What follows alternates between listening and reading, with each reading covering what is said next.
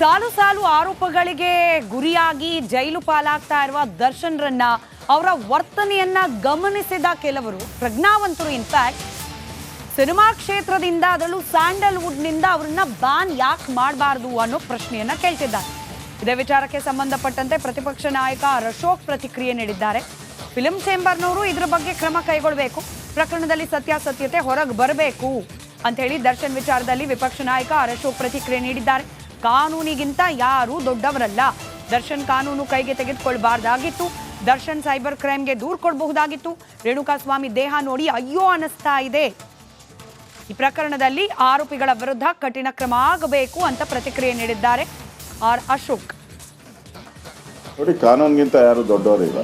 Cinema actor ಇರ್ಬೋದು, ಅಥವಾ ಉದ್ಯಮಿ ಇರ್ಬೋದು, ರಾಜಕಾರಣಿ ಇರ್ಬೋದು, ಅಧಿಕಾರಿಗಳಿರ್ಬೋದು, ಎಲ್ಲರಿಗೂ ಕಾನೂನು ಒಂದೇ. ಅವನೊಬ್ಬ ಪಾಪ ಅಮಾಯಕ, ಅದನ್ನು ನೋಡಿದ್ರೆ ನಮಗೂ ಭಾಳ ನೋವಾಗುತ್ತೆ. ಅವರ ಹೆಂಡ್ತಿನೂ ಕೂಡ 5 ತಿಂಗಳ ಗರ್ಭಿಣಿ ಅಂತ ಕೇಳಿ ಇನ್ನೂ ಅಷ್ಟು ಭಾಳ ನೋವಾಯಿತು. ಬುದ್ಧಿ ಹೇಳಿ ಕಳಿಸ್ಬೋದಾಯಿತು, ಅಥವಾ ಸಂಬಂಧಪಟ್ಟಂಥ ಕ್ರೈಮ್ ಬ್ಯಾಚ್ಗೆ ಪೊಲೀಸ್ಗೆ ಕಂಪ್ಲೇಂಟ್ ಕೊಟ್ಟಿದ್ರೆ ಪೊಲೀಸರೇ ಬುದ್ಧಿ ಕಲಿಸ್ತಾ ಇದ್ರು. ಇನ್ನೆಂದು ಆ ಥರ ಮಾಡ್ದಂಗೆ ಅವ್ರಿಗೆ ಬುದ್ಧಿಯನ್ನು ಕಲಿಸ್ತಾ ಇದ್ರು. ಅದು ಬಿಟ್ಟು ಕಾನೂನನ್ನು ಕೈಗೆ ತೆಗೆದುಕೊಂಡು ಸುಮಾರು 13-14 ಜನ ಹೊಡೆದಿರೋ ಅಂಥದ್ದು ಭಾಳ ಖಂಡನೀಯವಾದಂಥ ಒಂದು ವಿಚಾರ. ಈಗಾಗಲೇ ಪೊಲೀಸರು ಬಂಧಿಸಿದಾರಲ್ಲ, ಅವರ ಜನನ ಬಂಧಿಸಿದ್ದಾರೆ. ಚಿತ್ರದುರ್ಗದಿಂದ ರೇಣುಕಾಸ್ವಾಮಿಯನ್ನ ಬೆಂಗಳೂರಿಗೆ ಯಾವ ರೀತಿ ಕರೆತರಲಾಯಿತು ಅನ್ನುವಂತಹ ಪ್ರಶ್ನೆಗೆ ಉತ್ತರವನ್ನ ಹುಡುಕ್ತಾ ಹೋದಾಗ ಈ ರೇಣುಕಾಸ್ವಾಮಿಯನ್ನ ಕಿಡ್ನಾಪ್ ಮಾಡಿ ಬೆಂಗಳೂರಿಗೆ ಕರೆತರಲಾಯಿತು. ನಡಿ ಈಗ ಶುರು ಮಾಡೋಣ.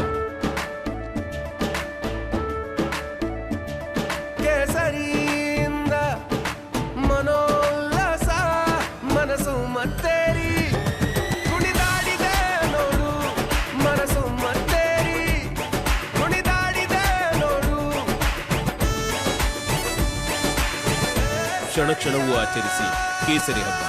ವಿಮಲ್ ಬಾಯಲ್ಲಿ ಹೇಳಿ ಕೇಸರಿ. ಆಯ್ತಾ, ಅದು ಬೈಕ್ ಅಡ್ಡಗಟ್ಟಿ ರೇಣುಕಾಸ್ವಾಮಿಯ ಕಿಡ್ನಾಪ್ ನಡೆದಿತ್ತ. ಜೂನ್ 8ನೇ ತಾರೀಕು ನಡೆದಂತಹ ಆ ಘಟನೆಯ ಸೀನ್ ಹೇಗಿತ್ತು?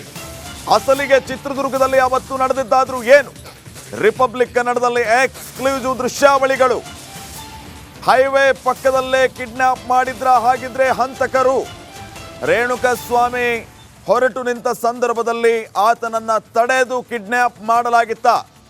ಸ್ಕೂಟಿಯಲ್ಲಿ ತೆರಳಿರುವ ರೇಣುಕಾಸ್ವಾಮಿ ದೃಶ್ಯ ಸೆರೆಯಾಗಿದೆ. ಜೂನ್ 8ನೇ ತಾರೀಕು ಬೆಳಗ್ಗೆ 9:48 ಸರಿಯಾಗಿ ಬೈಕ್ನಲ್ಲಿ ಜಸ್ಟ್ ಪಾಸ್ ಆಗ್ತಾರೆ ರೇಣುಕಾಸ್ವಾಮಿ. ಸ್ಕೂಟಿಯಲ್ಲಿ ತೆರಳಿರುವ ರೇಣುಕಾಸ್ವಾಮಿ ದೃಶ್ಯ ಸೆರೆಯಾಗಿದೆ. ಸಿಸಿ ಕ್ಯಾಮೆರಾದಲ್ಲಿ ರೇಣುಕಾಸ್ವಾಮಿ ಚಲನವಲನ ರೆಕಾರ್ಡ್ ಆಗಿದೆ. ಸಿಸಿಟಿವಿ ದೃಶ್ಯ ಸರಿಯಾದ ಸ್ವಲ್ಪ ದೂರದಲ್ಲಿಯೇ ಬೈಕ್ ಪತ್ತೆಯಾಗಿರೋದು. ಈಗ ತಾವು ಸ್ಕ್ರೀನ್ ಮೇಲೆ ಗಮನಿಸ್ತಾ ಇರುವಂತಹ ದೃಶ್ಯಗಳೇನಿದೆ, ಆ ದೃಶ್ಯಗಳ ಅಣತಿ ದೂರದಲ್ಲೇ ಬೈಕ್ ಪತ್ತೆಯಾಗಿದೆ. ಹಾಗಿದ್ರೆ ಮಾರ್ಗ ಮಧ್ಯದಲ್ಲಿಯೇ ಅಡ್ಡಗಟ್ಟಿ ಅಪಹರಿಸಿದ್ರ ಅನ್ನುವಂತಹ ಶಂಕೆ ಈಗ ವ್ಯಕ್ತವಾಗ್ತಾ ಇದೆ.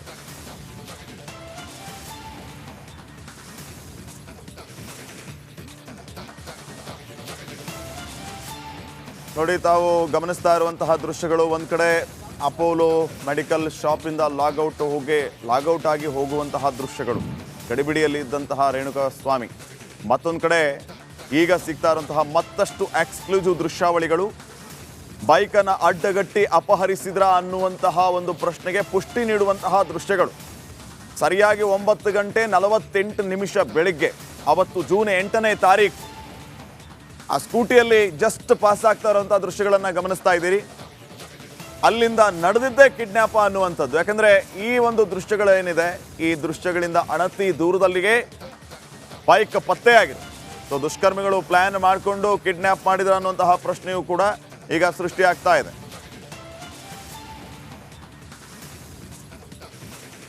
ಈ ಬಗ್ಗೆ ಇನ್ನಷ್ಟು ಮಾಹಿತಿಯನ್ನ ನೀಡ್ತಾರೆ ನಮ್ಮ ಚಿತ್ರದುರ್ಗ ಪ್ರತಿನಿಧಿ ವೀರೇಶ್. ಈಗ ನೇರ ಸಂಪರ್ಕದಲ್ಲಿ ಜಾಯ್ನ್ ಆಗ್ತಾ ಇದ್ದಾರೆ. ವೀರೇಶ್, ಸದ್ಯಕ್ಕೆ ಹಲವು ಅನುಮಾನ ಕಾಡ್ತಾ ಇದೆ. ಆ ಅನುಮಾನಕ್ಕೆ ಪುಷ್ಟಿ ಅನ್ನುವಂತೆ ವಿಜುವಲ್ ಎವಿಡೆನ್ಸ್ ಸಿಗ್ತಾ ಇರೋದು, ಏನೆಲ್ಲ ಅಪ್ಡೇಟ್ಸ್ ಕೊಡ್ತೀರಿ?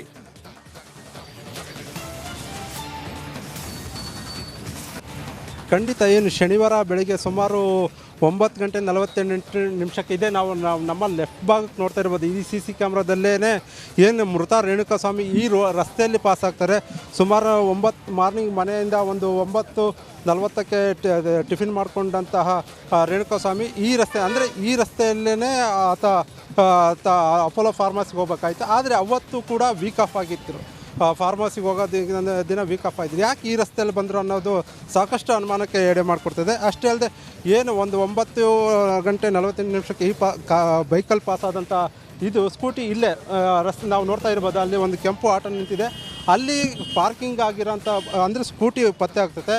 ತದನಂತರಕ್ಕೆ ಇನ್ನೊಂದು CCTV ಕ್ಯಾಮ್ರಾದಲ್ಲಿ ನೋಡೋದಾದರೆ ಈ ಒಂದು ಬೆಂಗಳೂರಿಗೆ ಹೋಗುವಂಥ ರಸ್ತೆ ಅಂದರೆ ಚಳ್ಳಕೆರೆ ಗೇಟ್ ಅಂತಾರೆ. ಚಳ್ಳಕೆರೆ ಗೇಟಿಂದ ಬೆಂಗಳೂರು ರಸ್ತೆಗೆ ಸರ್ವಿಸ್ ರಸ್ತೆ ಅಂತಾರೆ. ಈ ಸರ್ವಿಸ್ ರಸ್ತೆಯಲ್ಲಿ ವೈಟ್ ಸ್ಕಾರ್ಪಿಯೋದಲ್ಲಿ ಇದೇ ರಸ್ತೆಯಲ್ಲಿ ವೈಟ್ ಸ್ಕಾರ್ಪಿಯೋದಲ್ಲಿ ಹೋಗ್ತಾರೆ ಅಂತ ಹೇಳ್ಬಿಟ್ಟು CC ಕ್ಯಾಮ್ರಾದಲ್ಲಿ ರೆಕಾರ್ಡ್ ಆಗಿರೋದಂತ ನಾವು ದೃಶ್ಯ ನೋಡ್ಬೋದು. ಅದೇ ರೀತಿ ಅಂದರೆ ಇವತ್ತು ಕೂಡ ಏನಂದರೆ ಬೆಂಗಳೂರಲ್ಲಿ ಏನು ಕಾಮಾಕ್ಷಿ ಪೊಲೀಸರಿಂದ ಹತ್ಯೆಯಾಗಿರುವಂತಹ ಹಂತಕರು ಇವತ್ತು ಈ ಸ್ಪಾಟ್ ಮಾಜೂರಿಗೆ ಬರುವಂಥ ಸಾಧ್ಯತೆ ಇದೆ ಅಂತ ಹೇಳ್ಬಿಟ್ಟು ಮಾಹಿತಿ ಇದೆ. ಆದರೆ ಆ ಮಾಹಿತಿಯನ್ನು ತಿಳಿದಂಥ ಸಾಕಷ್ಟು ಜನರು ಇಲ್ಲಿ ನಾವು ನೋಡ್ತಾ ಇರ್ಬೋದು. ಸಾಕಷ್ಟು ಅಂದರೆ ನೂರಾರು ಜನಗಳು ಇಲ್ಲಿನ ಚಿತ್ರದುರ್ಗದ ಸಾರ್ವಜನಿಕರು ಈ ಸ್ಪಾಟಿಗೆ ಬಂದಿದ್ದಾರೆ ಅಂತಲೇ ಹೇಳ್ಬೋದು. ಯಾಕಂದರೆ ಇಲ್ಲಿ ನಡೆದಂಥ ಘಟನೆ ಅಂದರೆ ಸ್ಪಾಟ್ ಮಾಜೂರು ಇಲ್ಲಿ ಮಾಡುವ ಸಾಧ್ಯತೆ ಹೆಚ್ಚಾಗಿ ಕಂಡು ಬರ್ತಿದೆ ಅಂತಲೇ ಹೇಳ್ಬೋದು. ಯಾಕಂದರೆ ಇದೇ ಭಾಗದಲ್ಲಿ ಸ್ಕೂಟಿ ಸಿಕ್ಕಿರೋದ್ರಿಂದ ಹಂತಕರ ಸ್ಕಾರ್ಪಿಯೋ ಕೂಡ ಇದೇ ರಸ್ತೆಯಲ್ಲಿ ಹೋಗಿರೋದ್ರಿಂದ ಇಲ್ಲಿ ಸಾಕಷ್ಟು ಅನುಮಾನಗಳಿಗೆ ವ್ಯಕ್ತವಾಗಿದೆ. ಅದೇ ರೀತಿ ಏನಂದರೆ ಚಿತ್ರದುರ್ಗದಲ್ಲಿ ಈ ಒಂದು ದುರಂತ ಅಂದರೆ ಒಬ್ಬ ನಟ ದರ್ಶನ್ ಈ ಒಂದು ಅಮಾಯಕನ ಬಲಿ ಪಡ್ಕೊಂಡಿದ್ದಾರೆ ಅಂತ ಹೇಳ್ಬಿಟ್ಟು ಸಾಕಷ್ಟು ಜನರು ಕೂಡ ಒಂದು ನಿನ್ನೆ ಕೂಡ ಪ್ರತಿಭಟನೆ ಕೂಡ ಆಯಿತು. ಅದೇ ರೀತಿ ಇವತ್ತು ಕೂಡ ಏನಂದರೆ ಅವರು